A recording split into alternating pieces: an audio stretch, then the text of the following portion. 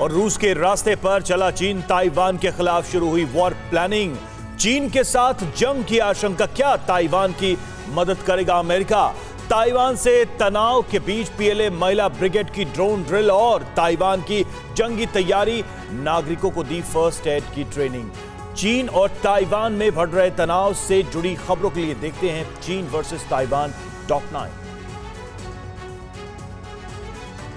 Ukraine पर रूसी हमले को देखकर चालबाज चीन के भी हौसले बुलंद नजर आ रहे हैं। खबर है कि ड्रैगन ताइवान में सैन्य ऑपरेशन चलाने की प्लानिंग करने में जुटा हुआ है। रूस यूक्रेन की जंग में जिस तरह से अमेरिका ने दूरी बनाई है, उसे देखते हुए चीन को ये लग रहा है कि ताइवान पर हमले की सूरत में अमेरिका डायरेक्ट उसके सामने नहीं आएगा। ऐसे में चीन बेहद आसानी से ताइवान पर कब्जा जमा लेगा। चीन ताइवान में जंग की स्थिति होने पर अमेरिका बीच में नहीं आएगा।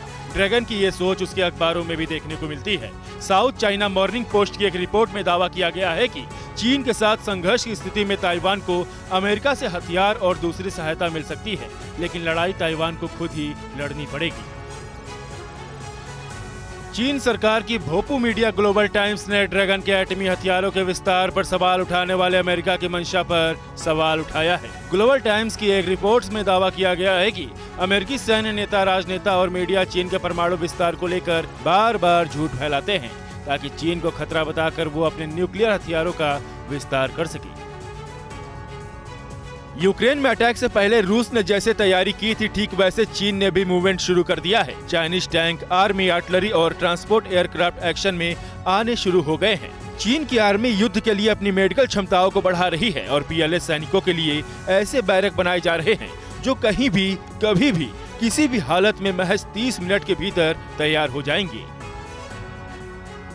चीन के कब्जाखोर मंसूबों को देखते हुए ताइवान ने भी अपनी तैयारियां तेज कर दी हैं। चीन की हवाई घुसपैठ को रोकने के लिए ताइवान ने अपनी सीमाओं पर एयर डिफेंस सिस्टम को तैनात कर दिया है, क्योंकि बीते करीब 1 महीने में ताइवान के आसमान में चीन की घुसपैठ तेजी से बढ़ी है। चाइनीज फाइटर जेट्स पिछले 2 हफ्तों में 7 बार अपनी सीमा लांघकर ताइवानी इलाकों में उड़ान भरते देखे गए।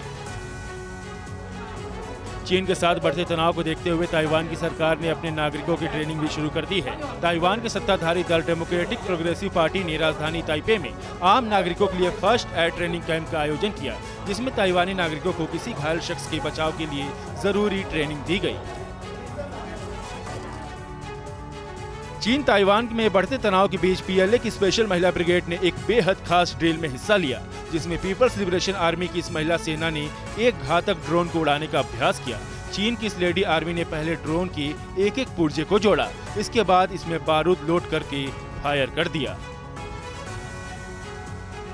अपने विरोधियों पर साइबर हमला करके जानकारी चुराने वाले चीन ने साइबर सुरक्षा को लेकर एक बड़ा दावा किया है। चीनी वैज्ञानिकों ने सैटेलाइट सुरक्षा खामियों की पहचान करने वाला एक सिस्टम बनाने का दावा किया है। चीनी वैज्ञानिकों के मुताबिक इस टेक्नोलॉजी की वजह से अब चाइनीज सैटेलाइट पर कोई भी साइबर अटैक नहीं कर पाएगा।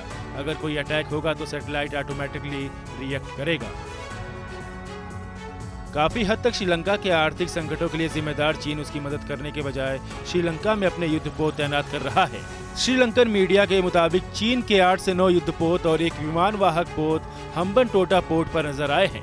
श्रीलंकाई मीडिया के मुताबिक चीनी जहाज यूरेनियम से लदे हैं। इससे पहले चीन की परमाणु पनडुब्बी श्रीलंका में कोलंबो बंदरगाह और पाकिस्तान के ग्वादर और कराची बंदरगाह पर भी देखी जा चुकी है।